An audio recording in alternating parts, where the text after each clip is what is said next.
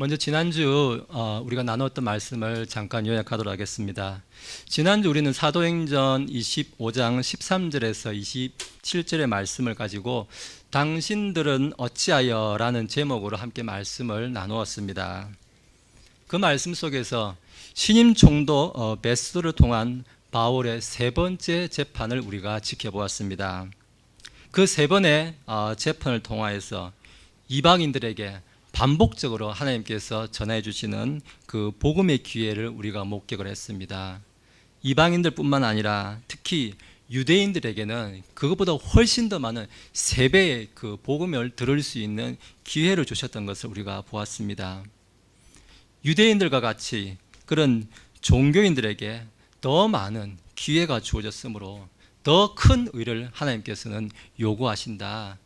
그래서 예수님께서는 마태복음 5장 20절의 말씀을 가지고서 내가 너희에게 이르노니 너희 의가 서기관들과 바리새인들의 의를 능가하지 아니하면 너희가 결코 하늘의 왕국에 들어가지 못하리라는 이 경고의 말씀을 주셨습니다. 누구에게 주신다고 하셨습니까? 유대인들입니까? 바로 우리에게 지금 물으신다는 것입니다. 우리는 수없이 많은 복음을 듣고 우리가 좀 안다라고 그렇게 자부하고 했습니다. 그러나 진정한 회심을 하고 진정하게 우리가 삶이 주님께로 돌이킨 삶이었나 우리가 돌아보게 되는 말씀이었습니다. 아그리빠 왕처럼 거의 그리스도인으로 사는 그러한 삶은 아니었나 우리가 생각해 보게 되었습니다.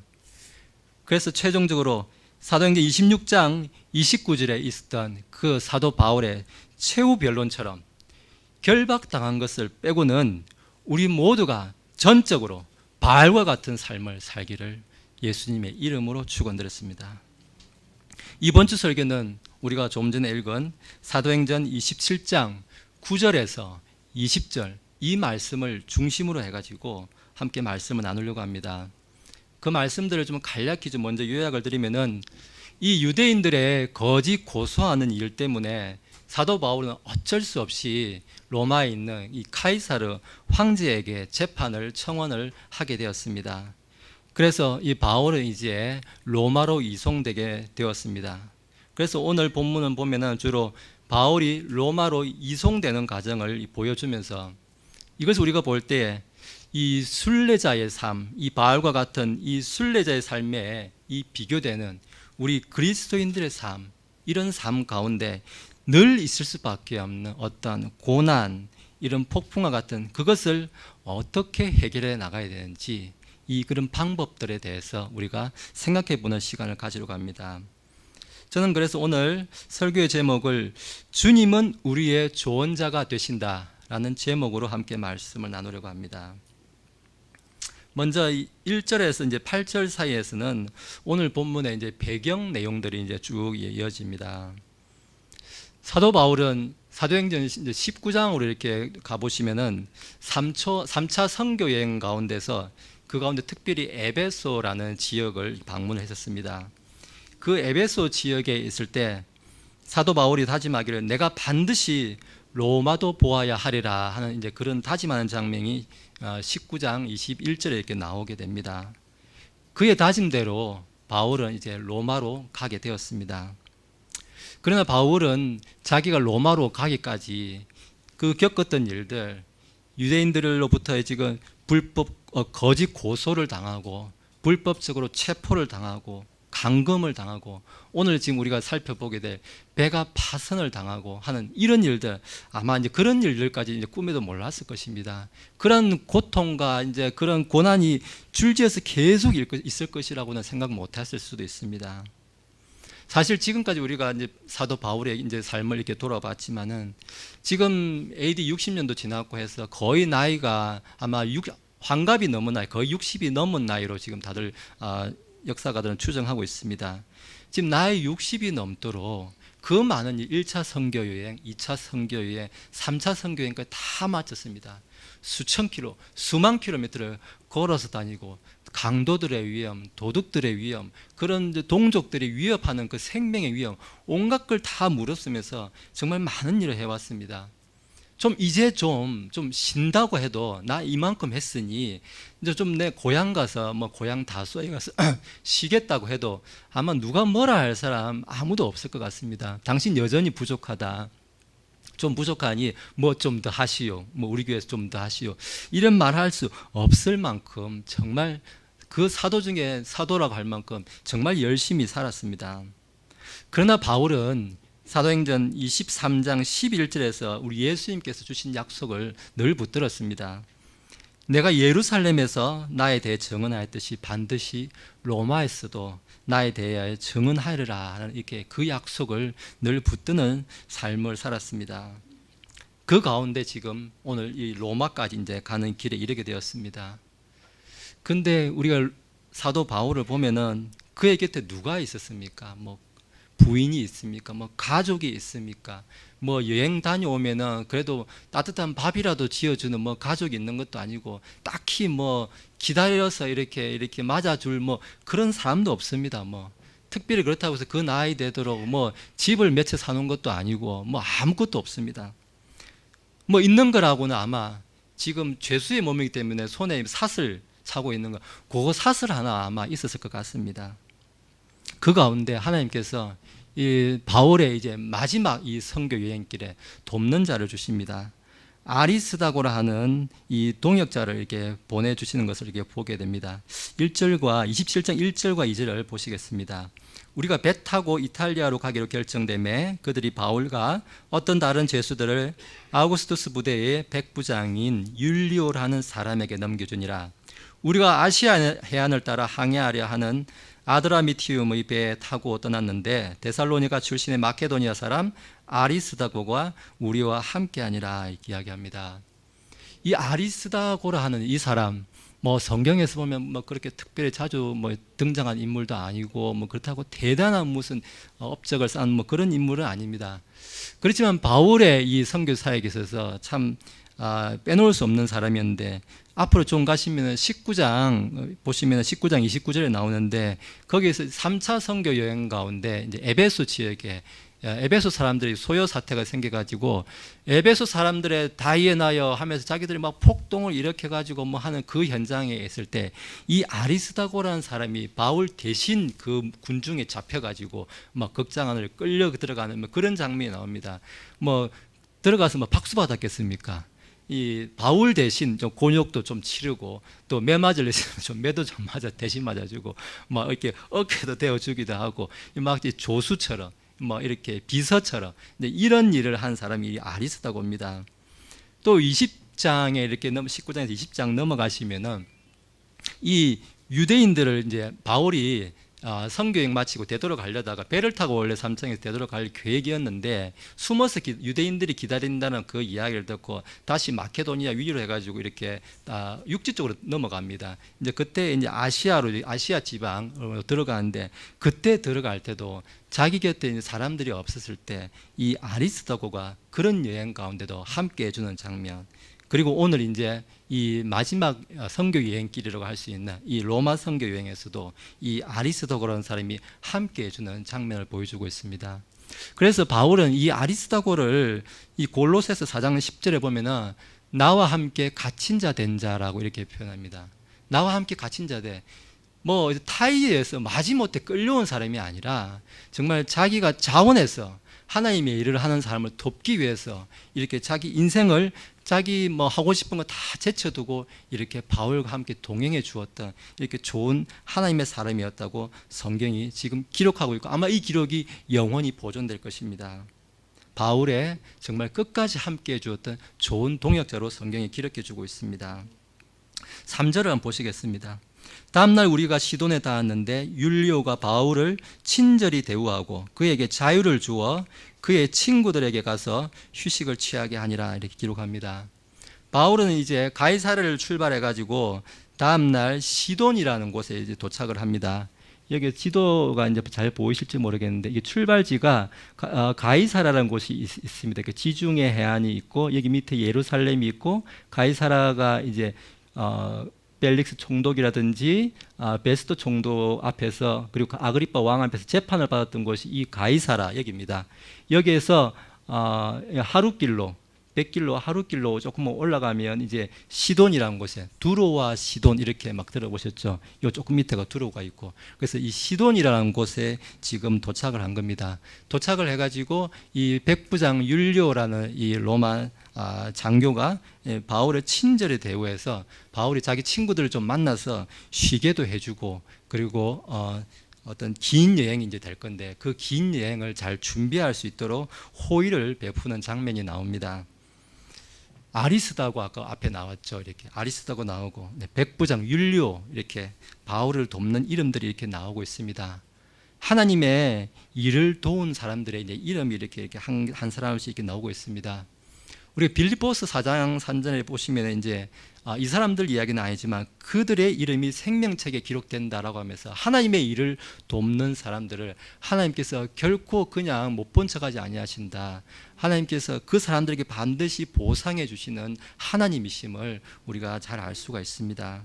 그리고 이제 3절에 이어서 4절에서 8절 사이에서는 이제 바울의 일행들이 이제 배를 타고 이동하는 그 경로들을 좀 소개하고 있습니다. 먼저 5절에서 이제 보시면은 시돈이란 이 아까 크게 했네. 시돈에서부터 이제 배가 이제 출발하는 장면을 시작하는데 시돈에서부터 여기 무라 제가 잘 안 보이네요. 이것 때문에 시돈에서 이렇게 무라까지 가는 경로를 보시면은 배가 이렇게 가지 않습니다. 이렇게 가지 않고 이렇게 빙 둘러가고 있죠. 이렇게 파란색으로 제가 표시를 해놨는데 이게 이제 북서풍 계절풍이에요. 이때가 이제 추운 겨울이 시작되는 시절에 위에서 북쪽에서 찬바람이 막 이렇게 내려오고 있는 거예요. 지금 찬바람 바람에 밀리니까 이렇게 맞바람 맞고 갈 수가 없는 거죠. 그래서 해안선을 따라서 이렇게 해안선을 따라서 이동하는 작은 상선 뭐 이런 배들을 타고 이렇게 바람을 좀 피해가면서 이렇게 해안 연안에 붙어서 그래서 길리기아 다소 지방을 지나고 밤빌리아 지방을 지나서 루기아 지방에 있는 이 무라라는 이 지역까지 이르게 된 겁니다. 그래서 이 무라라는 이 지역에 이르러 가지고 이 지역에 이르러서는 형제님 좀 더 이제 다시 좀 줄여 주셔야 돼요. 밑에 지역에 무라라는 지역에 오니까나 여기서 알렉산드리아라는 이제 큰 배를 이게 갈아타는 장 6절에 보면은 나오는데요. 6절에 알렉산드리아 이 배를 만나 우리를 그 안에 태우니라 이렇게 나오는데 알렉산드리아 여기 보면 알렉산드리아라는 곳이 지명이 이집트 여기가 이집트예요. 여기가 이제 유대 지방이고 여기 이집트의 알렉산드리아에서 원래는 여기서 곡물을 많이 시는 그 곡물 운반선 이제 그런 것들이 요쪽으로 이렇게 해서 대충 제가 안 보여가지고 이렇게 배를 항해해가지고 이탈리아 로마가 요 위에 있거든요. 여기 로마가 있죠. 이제 저 로마까지 이렇게 쭉 올라가는 게 원래 이제 항로예요. 그런데 이거 보시는 바대로 이제 북서풍이 위에서 바람이 이렇게 내려오니까 맞바람이니까 배가 그렇게 바로 못 가는 거예요. 그래서 다들 이렇게 삥 둘러가고 하는데 이제 좀 곡물 운반선은 굉장히 큰 배였습니다. 지금 오늘 이 배에 탄 사람이 276명이 타거든요. 근데 곡물도 이제 가득 싣고 사람도 276명 타면은 지금 한번 상상해 보십시오. 뭐 배 길이만 해도 적어도 50m, 100m 되지 않을까 저는 생각이 됩니다만은 그렇게 큰 배가 어디 갔죠? 이 무라 지역까지 이렇게 와 있었던 거예요. 그래서 이제 큰 곡물 운반선에 이제 갈아타고 다시 또 출발을 합니다. 근데 바람이 이렇게 계속 부니까 이 해안선에 붙어가면 그나마 육지가 있어서 바람을 좀 피해가면서 겨우 이건데 간신히 보면 지금 7절에 보면 여러 날이 걸려서 간신히 갔다고 이야기하고 있습니다. 여기서 여기까지 가는데도 여러 날 아까 요 밑에 보면은 형님 작게 해주셔야 될 것 같아요. 예. 여기 가이사랴에서 시돈 가는데 하루 걸렸다고 했거든요. 근데 여기서 여기까지 가는데 거리는 비슷한데도 며칠씩 더 걸렸다는 거예요. 왜냐? 바람이 그만큼 계속 불기 때문에 지금 가기 힘들다는 거예요. 지금 그래서 여기서 이거는 방향이 맞바람이 아니라서 그나마 가는데 여기서 이쪽은 지금 맞바람을 맞으니까 이쪽을 잘 못 가는 거예요. 지금 맞바람을 맞고 있는데 그래서 여기까지 그나마 또 며칠 걸려서 왔는데 이 크니두스라는 여기서 이제 또 출발하니까 여기서 바다가 뻥 뚫려 있고 육지도 없고 아무 바람막이가 없는 거예요. 그래서 배가 밑으로 밀려가지고 여기 크레테 섬 밑에 살모네라는 이 지역까지 내려오게 되고 여기서 좀 더 지난 아름다운 항구라고 이제 개역 성경에는 미항이라고 되어 있는데요. 이 아름다운 항구라는 곳, 이게 빨간 점 보이죠? 여기까지 지금 이르게 된 겁니다. 그래서 바람이 지금 계속 밀려가지고 겨우겨우 해안선 따라서 이렇게 바람이 훅 밀려가지고 여기 밑에까지 지금 위에서 내려오는 바람을 피해서 여기까지 온 거예요. 지금 여기까지 지금 와 있는 상황입니다. 근데 지금 보시는 바대로 분명히 바람이 이렇게 세게 분다는 건 다 알고 있습니다. 여기서 실제로 한번 크게 한번 위험하게 위태하게 원래는 이렇게 올라가야 되는데 밑으로 훅 배가 밀려버렸죠. 그럼 벌써 위험에 바람의 위험에 징조가 있구나 이렇게 눈치를 채고 가면 안 되겠구나라는 게 이제 감지가 돼야 되는데 대체로 그런데 어떤 큰 사건이 있기 전에는 이런 징조들을 좀 무시하는 경우, 그러니까 대수롭지 않게 생각하는 대체로 그런 일들이 우리 이 삶 속에서 자주 있는 것 같습니다. 뭐 누구 할 거 없이 좀 그런 게 있는 것 같습니다.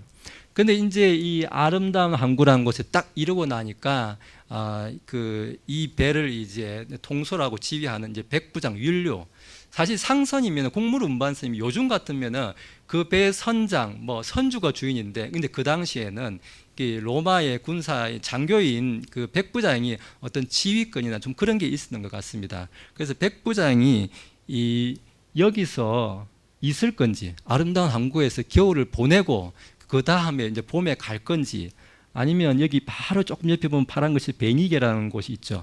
이 베니게라는 곳으로 이동을 해서 거기에서 겨울이 날 건지 지금 고민이 쌓인 거예요. 결정을 해야 되는 거예요. 지금 불과 이 거리가 한 40마일이라고 이제 기록되어 있는데 한 65km 정도, 65km면 그렇게 뭐 멀지 않은 거리입니다. 아까 여기 가이사랴에서 시돈 오는 거리 한 그 정도 거리거든요. 그것도 안 되죠. 그래서 아주 가까운 거리라서 그만 저기 조금 더 가서 우리가 안전한 항구, 뭐 겨울을 날 수 있는 시설, 우리 뭐 좀 더 이렇게 바람도 잘 막아줄 수 있는 이렇게 오목한 항구, 여러 지리적 조건이 좋은 곳에 우리 가야 되지 않나 이런 이제 생각을 하게 된 거예요. 그런데 항상 이렇게 폭풍을 만나거나 이렇게 고난이 오기 전에 이러한 접근법이 좀 문제가 된다는 거죠. 오늘 하루만 조금은 더 가면 된다. 그러면 훨씬 좋은 게 기다리고 있다는 이제 그런 생각. 그리고 어떤 일을 할 때 보면은 내가 요것만 하나님, 요거까지만 하면은 이제 하나님 이제 섬기기에는 이제 아무 문제가 없을 것 같아요. 내가 요거 목표하고 요까지만 왔는데 사실은 그래요. 저도 양보할게요. 그럼 요까지는 봐주셔야 돼요. 그래도 요런 거. 이거 조금밖에 안 되잖아요, 그죠? 요거밖에 안 되니까 요거는 진짜 봐주셔야 돼요 하는 그런 생각들에서 이제 그렇게 접근 방법이 화를 부른다는 이제 그런 이제 암시가 이제 좀 오고 있습니다. 근데 거기에 대해서 이제 사도 바울이 이제 조언을 해주는 장면이 9절과 10절에서 나오고 있습니다. 9절을 보시겠습니다. 이제 많은 시간을 보냈고 금식하는 때도 이제 지나 항해하는 일이 이제 위험하게 되었으므로 바울이 그들에게 권고하여 그들에게 이르되 선생들아 내가 보니 이번 항해에서는 짐과 배뿐만 아니라 우리 생명도 다치게 되고 많은 손실이 있으리라 하되 이렇게 이야기하고 있습니다. 이렇게 지금 백부장이 조금 더 가서 조금 더 이제 안전한 항구에서 그리고 편한 항구에서 시설이 잘 갖춰진 항구에서 지내는 게 어떻겠나 이 고민을 하고 있는 것을 보고 바울이 이제 조언을 해줍니다. 9절에 보니까 처음 시작할 때 이미 많은 시간이 지났다. 우리가 이게 걸쳐 이렇게 올라오면서 보니까 이미 많은 시간도 많이 지체해서 지금 벌써 절기도 이제 어떤 절기가 왔냐. 9절 중간에 보니까 금식하는 때도 이제 지나 이렇게 기록하고 있습니다. 금식하는 때.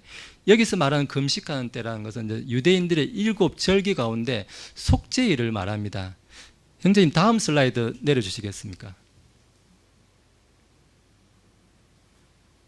방향키로 내려주셔도 돼요. 방향키. 예. 제가 여기 오니까 하나도 안 보이는데요.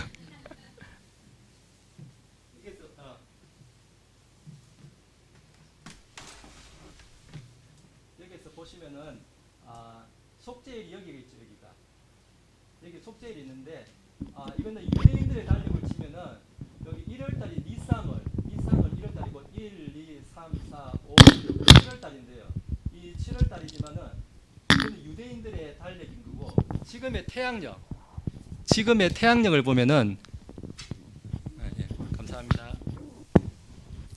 지금의 태양력을 보면은 이 속재일이라고 하는 이 속재일은 9월 말 근처에서 10월 초 요 사이에 걸쳐 있거든요. 이제 겨울이 이제 본격적으로 시작되는 달입니다. 그래서 겨울이 오면은 위쪽 북쪽에서 찬바람들이 이제 북서풍이 계절풍이 불기 시작한다는 거죠. 그래서 이 속재일이 이제 이미 지났다. 그래서 이제 겨울에 이제 계절풍 북서풍이 찬바람이 내려오니까 위험한 때가 되었기 때문에 그렇습니다. 내려오기 때문에 더 이상 가는 것은 위험하다. 그래서 이제 이런 조언을 먼저 해주는 장면이 나오고 있습니다. 그리고 10절에 가서 또 보니까 10절에서 그들에게 이르되 선생들아 내가 보니 하면서 이번 항해에서는 짐과 배뿐만 아니라 우리 생명도 다치게 되고 많은 손실이 있을 것이다. 이렇게 이야기하는데 내가 보니 이 말은 이제 바울의 이제 경험을 이야기하는 거예요. 고린도후서 11장 25절에 가시면은 바울이 그 배가 파선당한 경험, 내가 배를 3번 파선당하고 한낮과 한밤을 깊음 가운데 있었다라는 이제 그런 내용들 쭉 자기 고난받은 이야기를 소개하는데 바울은 이미 파선의 경험이 한 번도 아니고 난 3번이나 파선을 한번 해봐서 안다 이거예요. 배를 오래 타서가 아니라 이 파선할 때 이 벌써 징조라든지 조짐이라든지 이런 것들이 벌써 이거 지금 가서는 안 될 상황이다. 확실한 거다. 그래서 지금 절기상으로도 그렇고 지금 자기의 경험으로 봐도 그렇고 가서는 안 될 상황이다. 이렇게 율료 백부장한테 조언을 해주고 있습니다. 세 번째로 우리가 또 생각해 볼 수 있는 것은 아까 우리 형제님 또 위에 슬라이드 다시 부탁합니다. 무라 지역 있죠. 요 위에. 무라 지역에서 이렇게 이동해가지고 올 때 며칠이 걸려서 간신히 크니드스 도착하고 또 가니까 바람이 그냥 휙 불어가지고 이 밑으로 밀려 내려와가지고 아름다운 한국까지 밀려 내려왔죠. 벌써 큰 바람을 이미 경험을 했다는 것입니다. 이미 이 위험의 징조가 보여줬는데 뭘 그리 또 망설이냐. 빨리 결단을 해야 된다. 그런 거죠. 지금. 그런 이야기인데 그런데 백부장의 입장에서 보면은 이 바울의 권고에 그렇게 크게 무게를 두지 않고 있는 것 같습니다. 11절, 12절을 보겠습니다. 그럼에도 불구하고 백부장은 배의 선장과 선주의 말을 바울이 말한 그것들보다 더 믿더라. 또 그 항구가 겨울을 나기에 불편하므로 거기서 떠나 어찌하든지 베니게까지 가서 거기서 겨울을 나자고 권고하는 자가 더 많더라. 베니게는 크레테의 남쪽 항구로 남서쪽과 북서쪽을 향하고 있더라. 이렇게 이야기합니다. 아름다운 항구라고 하는 지금 이 바울 일행들이 있는 이 항구는 보면은 여기 돌출되어 있는 섬의 아래쪽에 약간 돌출되어 있습니다. 그래서 바람을 그냥 좀 세게 맞는 근데 그런 곳이고 지금 백부장 율리오가 가려고 하는 곳은 그 조금 옆에 안쪽으로 오목한 곳에 베니게라는 항구. 그래서 바람을 좀 더 막아줄 수 있는 안전한 항구 이쪽으로 좀 가려고 이제 하는 것입니다. 그래서 베니게가 또 로마 그쪽으로 가려는 행선지도 가깝고 안전하고 하니까 이제 가려는 거죠. 근데 이 백부장 율리오의 마음을 이렇게 조종한 것들이 이런 어떤 지리적인 어떤 유리한 점 이런 쪽으로 생각했다는 것입니다. 뿐만 아니라 우리가 11절 12절에서 봤지만은 배의 선장 그리고 선주 이 사람들이 적극적으로 가자라고 이야기하고 있다는 것입니다. 배의 선장, 선주 누굽니까? 이 바다 위에서는 배 선장, 배 선주 말 그 사람들만큼 전문가가 또 어디 있겠습니까? 뭐 밥 먹고 사는 데가 배 위에서 밥 먹고 배 위에서 숨 쉬고 사는데 평생을 그 위에서 살았는데 그 사람들보다 전문가가 어디 있겠나 이제 그런 생각이 드는 겁니다. 그리고 9절에서 바울이 이제 권고했던 9절에 이제 많은 시간을 보냈다 이렇게 기록하고 있는데 그 말대로 시간은 안 그래도 자기는 자기 입장에서는 책임자로서 빨리 이 죄수들을 로마까지 호송해야 되는 책임이 있는 사람이잖아요. 지금 날짜가 계속 지체되면 자기도 이렇게 좀 문책을 당할 수도 있고 어떤 책임 소재가 있기 때문에 미뤄졌기 때문에 더 빨리 가야 된다는 이런 조급함 이제 이런 것들이 이제 그 율리오 백부장에게 생긴 것입니다. 뿐만 아니라 바로 옆에 지금 조금만 가면 되니까 아름다운 항구에서 베니게까지 뭐 얼마 멀지도 않은 거리에 뭐 무슨 일이 생기겠나 하는 이런 좀 안일함 생각, 이제 그런 생각들이 있었던 것입니다. 그래서 전문가들도 가자 그러고, 그리고 자기를 포함해서 대다수 사람들이, 전문가 그룹들이 괜찮다, 가자, 뭐 아무 문제 없다, 내가 뭐 여기서 하루 이틀을 살았느냐, 이런 의견들이 이제 지배적이다 보니까 자기가 생각해도 아마 저라도 갔을 것 같아요. 선주가 선장에 가자고 하는데 뭐 못 갈 이유가 있느냐 이거죠. 이걸 보면서 저는 떠오르는 생각이, 아마 그 선악과를 먹었던 이브도 비슷한 생각이 아니었을까. 그 참 먹기에 좋고 이 보기 아름답고 이 탐스러운 거, 이거 뭐 별거 아닌데 라는 생각, 뭐 그 정도 가지고 하는 이런 생각, 이러한 생각들이 아마 이 율리오 백부장에게 들지 않았나, 지금 그렇게 생각이 됩니다. 더욱이 이 율리오 백부장의 이 판단을 흐리게 하는 결정적인 사건이 이제 다시 이제 생기게 됩니다. 여기부터는 지금 너무 중요한 구절이기 때문에 13절부터 15절을 한 목소리를 읽도록 하겠습니다. 13절 시작. 남풍이 순하게 불매 그들이 뜻을 이룬 줄로 생각하여 거기서 닻을 올리고 크레데 곁으로 바짝부터 항해하였으나 얼마 지나지 않아 유로클로돈이라는 폭풍이 일어 그것을 대적하며 배가 휘말려서 바람을 뚫고 나아갈 수 없으므로 바람이 몰고 가게 하니라. 아멘. 그들의 선택, 이 율리오 백부장의 선택에 이제 결정적인 확신을 주는 일이 생깁니다. 13절 처음에 보니까 남풍이 순하게 불매 이렇게 기록합니다. 지금 가고자 하는 이 사람들의 행선지가 어디입니까? 여기 아름다운 항구에서 이렇게 서쪽으로 해서 약간 북서쪽으로 올라가면 여기 위에 로마가 있죠. 그죠? 이탈리아 로마. 이제 거기로 가려면은 바람이 어디서 불어주면 좋겠습니까? 요 밑에 남쪽에서 위로 불어주면은 이쪽으로 배가 쉽게 올라가겠죠. 그죠? 이제 밑에서 바람까지, 남풍까지 불어주니까 그 봐라, 이제 박수를 이제 탁 치면서 이제 만연한 미소를 이제 띌 수밖에 없을 것입니다. 이 남풍, 이 사람들이 그렇게 고대했던 그 남풍이 이제 불어준 거예요. 그 남풍이 아마 순풍처럼 느껴졌을 것입니다. 그래서 이 율리오 백부장이나 선주, 선장, 이 사람들이 아마도 이 바울 일행들한테 이제 얼굴에 살짝 미소를 띠면서, 그러니까 당신들이 뭘 한다고 이 선장과 선주 하는 말 듣지 자꾸 끼어들어가지고 우리 일정을 방해를 했느냐. 지금 바람도 봐. 바람도 우리를 돕고 있지 않느냐. 남풍까지 불어가지고 우리 길을 지금 확인시켜주고 있지 않느냐. 지금 이러한 아마 미소를 보내지 않을까 생각이 됩니다. 그런데 이제 14절에 가니까 이제 이야기 나옵니다. 얼마 지나지 않아 유로클로돈이라는 폭풍이 일었다고 이제 시작합니다. 그 고마웠던 남풍이 이제 그 순풍이 유로클로돈이라는 하는 폭풍으로 출발하자마자 바로 이제 바뀌어버리는 겁니다. 그리고 보니까 15절에 보니까 배가 이제 조정을 할 수 없는 지기, 바람이 휘말리고 파도에 휘말리니까 아무리 키를 가지고 이제 조정을 해도 조정할 수 없는 만큼 태풍 부는데 아무 힘 없습니다. 사실 바다에서는 비 오는 거는 그렇게 큰 문제는 안 되거든요. 저도 그 고향이 바닷가라서 이렇게 배를 조금 타보고 해보니까 그 뱃일을 했단 말은 아니에요. 조금 타보고 하니까 비 오는 거는 그 물 다 빠져요. 어차피 웬만해서 물 퍼내는 것도 있고 빠지는데, 바람 불면 속수무책이에요. 그냥 바람 불면 그냥 속수무책이거든요.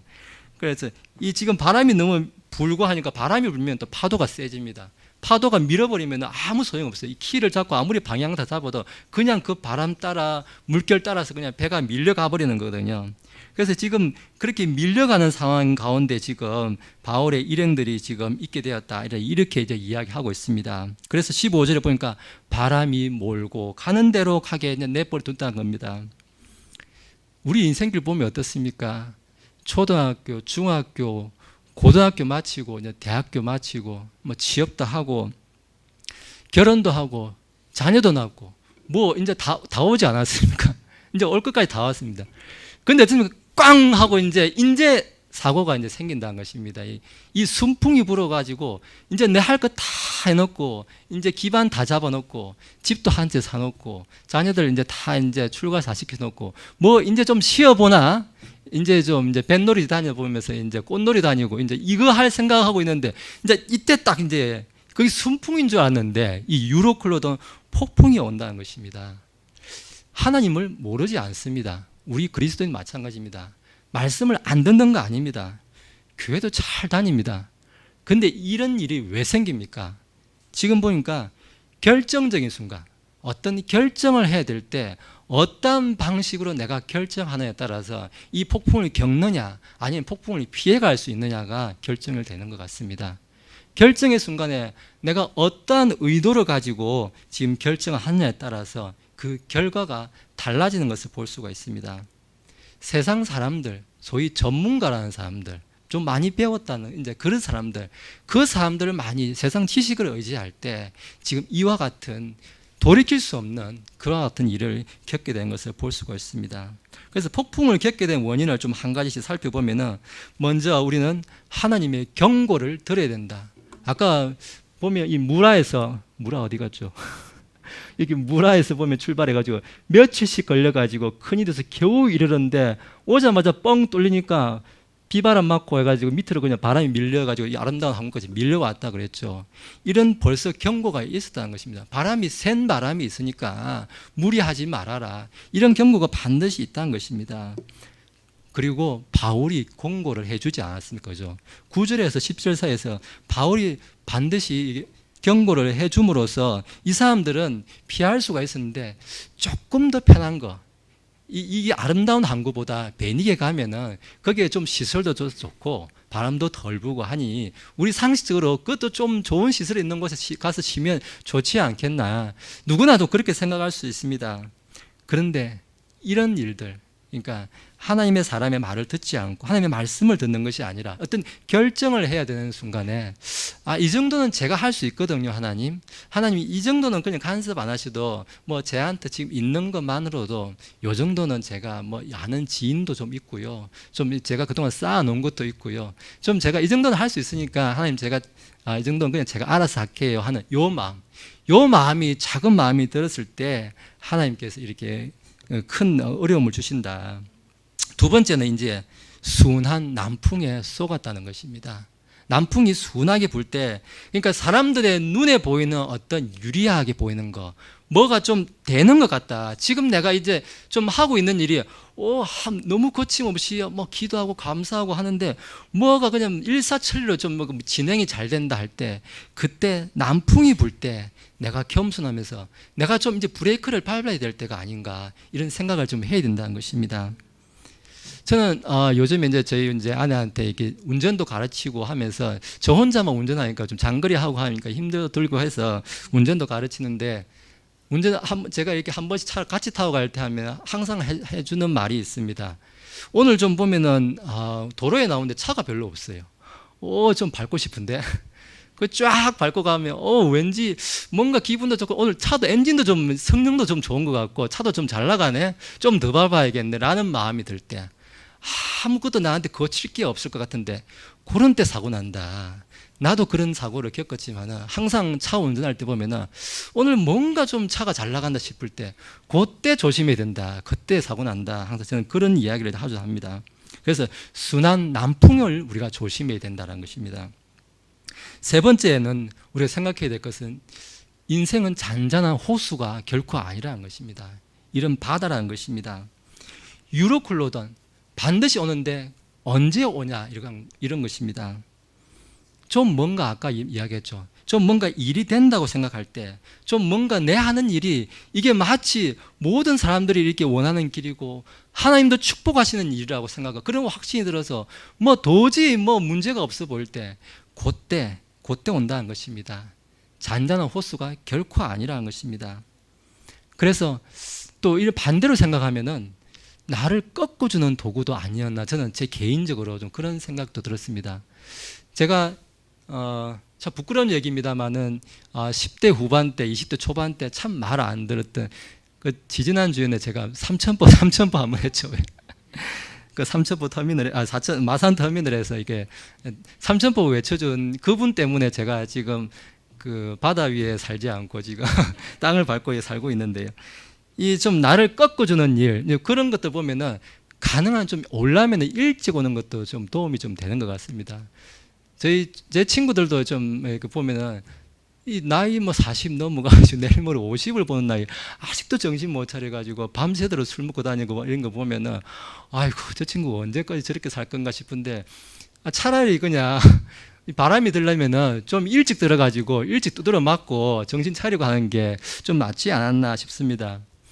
그때 좀 제가 이렇게 보면은 마치 이 고무풍선에 바람을 훅 불어가지고 고무풍선이 이따하게 이렇게 돼 있는데 그걸 이렇게 탁 놔버리면 고무풍선이 어떻게 될까요? 막 고무풍선이 미친 듯이 막 날죠. 딱 제가 그때 그랬던 것 같습니다. 근데 바람을 이렇게 싹 그때 빠지고 나니까 좀 풍선이 좀 얌전한 것 같아요. 그래서 이왕 바람 뺄 거면은 좀 일찍 한 대 맞고 일찍 바람 빠지는 것도 나쁘지는 않겠다. 좀 그런 생각들을 해보았습니다. 그렇지만 우리가 또 조심해야 될 것은 이 지금 폭풍우를 겪고 있고 고난 당한 사람한테 가가지고 훈수 든다고 해가지고 이번 기회에 당신을 좀 돌아보는 시간 되십시오. 이런 말씀 하지 마십시오. 이런 2번 죽이는 일입니다. 지금 힘들어 죽겠는 사람한테 자신을 돌아보라. 이런 말은 우리가 좀 이게 사양해야 되지 않느냐. 좀 그런 생각을 좀 더 함께 해보았습니다.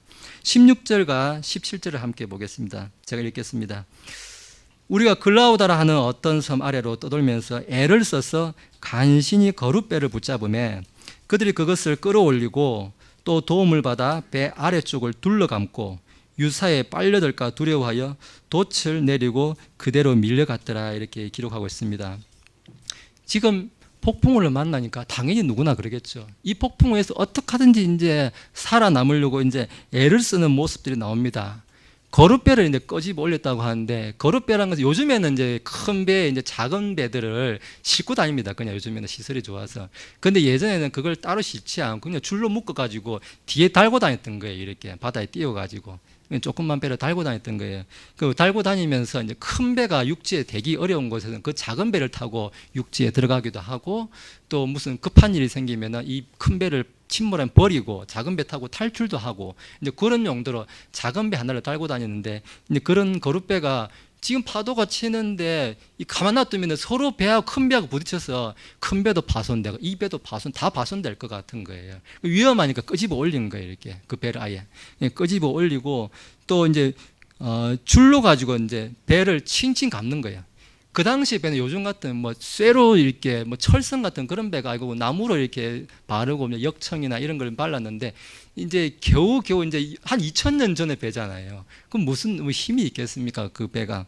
그러니까 줄을 가지고 배 전체를 이렇게 감는 거예요. 이렇게 배 전체를. 그러면 아무래도 좀 이렇게 잡아주겠죠. 딱 잡아주는 힘이 있겠죠. 그래서 어떻게 하니 배가 깨지지 않게 이렇게 지금 노력을 하고 있고, 그리고 돛을 이렇게 딱 내려버립니다. 이렇게 돛을.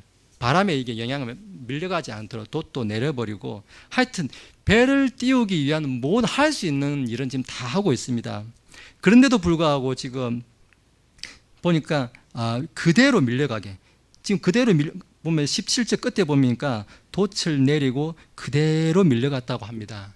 어떠한 노력을 해도 사실은 그 자연 앞에 무슨 힘이 있겠습니까? 그냥 다 밀려갑니다. 우리가 폭풍을 겪고도, 인생의 폭풍도 그렇지 않습니까? 내가 하려고 어떻게 하든지 이거 폭풍을 이겨보려고 애를 쓴다고 쓰는데 그냥 그대로 밀려가지 않습니다. 아무 속수무책으로, 아무 무기력하게 이렇게 지금 태풍이 있는 것처럼 이렇게 끌려가는 모습을 이렇게 보여주고 있습니다.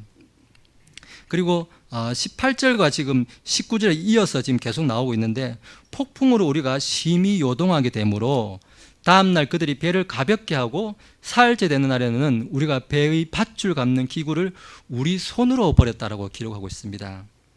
배를 띄우기 위해서 지금 배에 있는 것들 다 지금 바다에 버리기까지 하고 있는데, 사흘째 되는 날에는 우리 자기 손으로 배의 기구들 다 버린다고 하는 것입니다.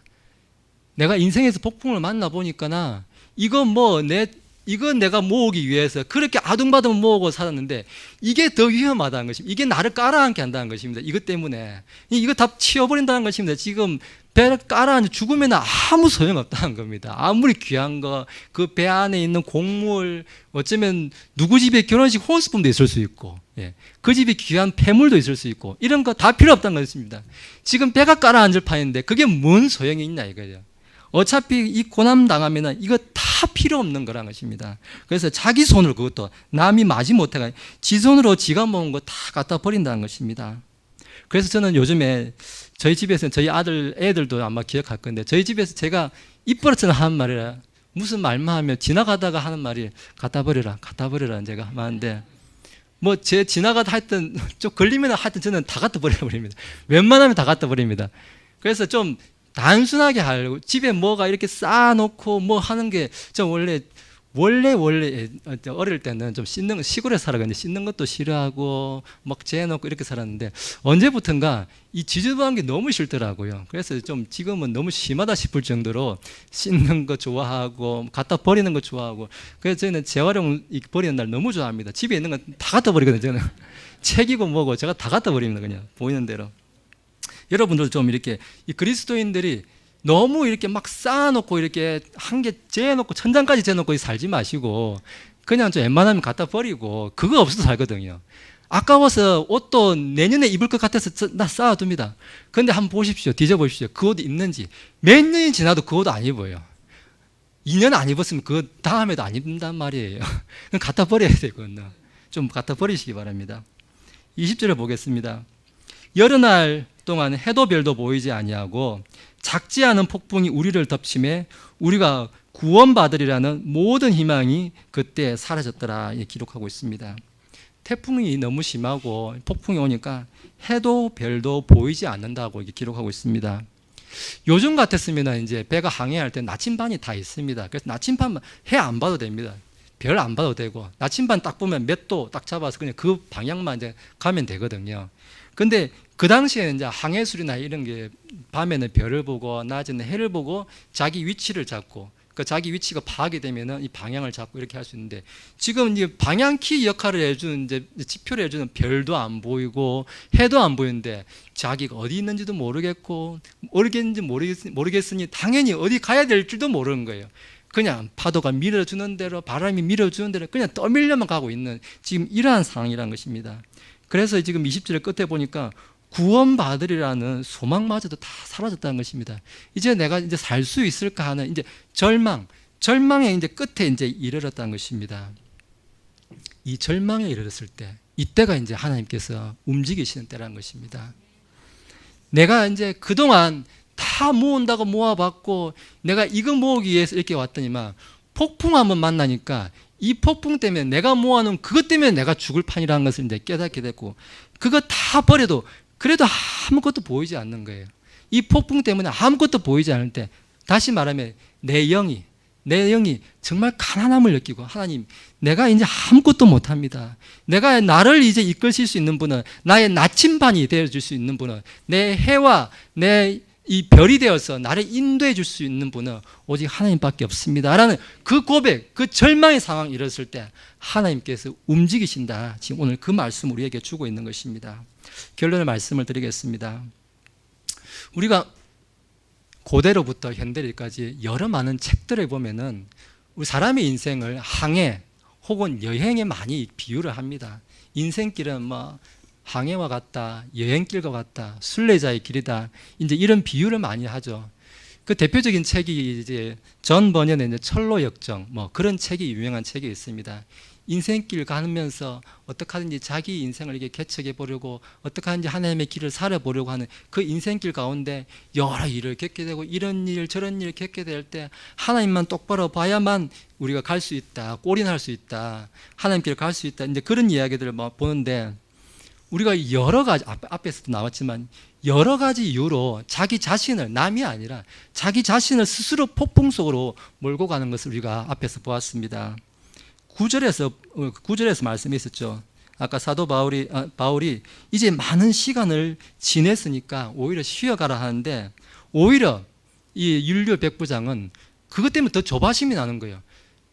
많은 시간이 너무 허비했다. 내가 지금 너무 허비해서 좀 허비했으니까 그만큼 벌충을 하기 위해서 난 좀 서둘러야겠습니다. 좀 조바심을 좀 내야겠습니다 하는 이 조바심이 아주 위험을 초래한다는 것입니다. 그리고 12절에 보니까 하나님의 뜻과는 반대되는 어떤 세상 사람들, 소위 전문가라는 사람들, 어떤 좀 지식을 자랑한다는 사람들, 그런 세상 지식의 의견을 따를 때 내가 하나님의 의견을 따르는 것이 아니라 세상 의견을 따르게 될 때 나를 폭풍 속으로 내가 내를 몰고 가게 된다 말씀을 해주고 있었습니다.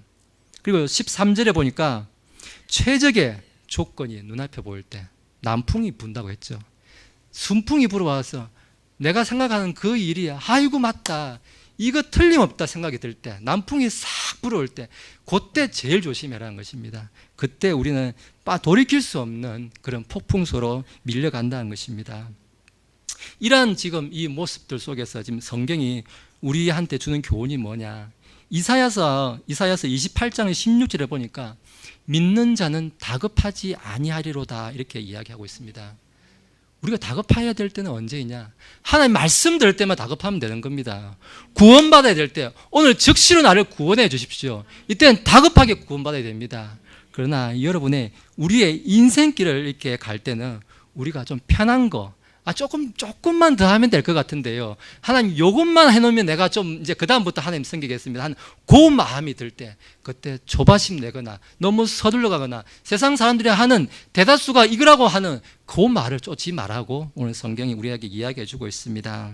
그래서 어느 길인지 이 결정해야 될 순간에 편한 길이 아니라, 사람들이 하는 길이 아니라 하나님이 원하시는 길이 뭔지, 성경은 뭐라고 이야기하는지 거기에 따라서 우리가 결정하고 나아가야 된다, 지금 우리에게 말씀해 주고 있습니다.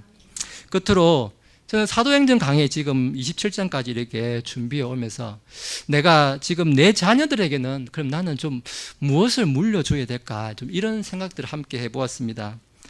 오늘 우리가 제목처럼 주님은 우리의 조언자가 되신다, 이러한 신앙을 제가 우리 자녀들한테 물려줘야겠구나, 좀 그런 생각이 들었습니다. 제가 무슨 특별히 재산이 있고 이런 사람도 아닙니다. 특별히 물려줄 것도 없는데, 그래서 15절에 있는 것, 좀 15절에 우리가 자세히 보면은 배가 휘말려서 바람을 뚫고 나아갈 수 없으므로 바람이 몰고 가게 하니라, 이렇게 기록하고 있는데, 이 말씀처럼 지금 우리가 다 인생을 살면서 험한 폭풍 속을 이제 경험하게 될 때, 그때 나의 조언자가 되시고 나의 나침판이 되어주시는 우리 주 예수 그리스도의 말씀이 나를 이렇게 이끌고 가가지고 내가 거기에 저항하지 않고 하나님께서 인도하시는 그 말씀 따라서 이 배니게 같은 안전한 항구로 인도받을 수 있도록 하나님의 도움을 구하는, 하나님의 긍휼을 구하는 그러한 우리가 되어야 되지 않겠나, 오늘 이렇게 말씀을 드리고 싶습니다. 기도하고 마치겠습니다.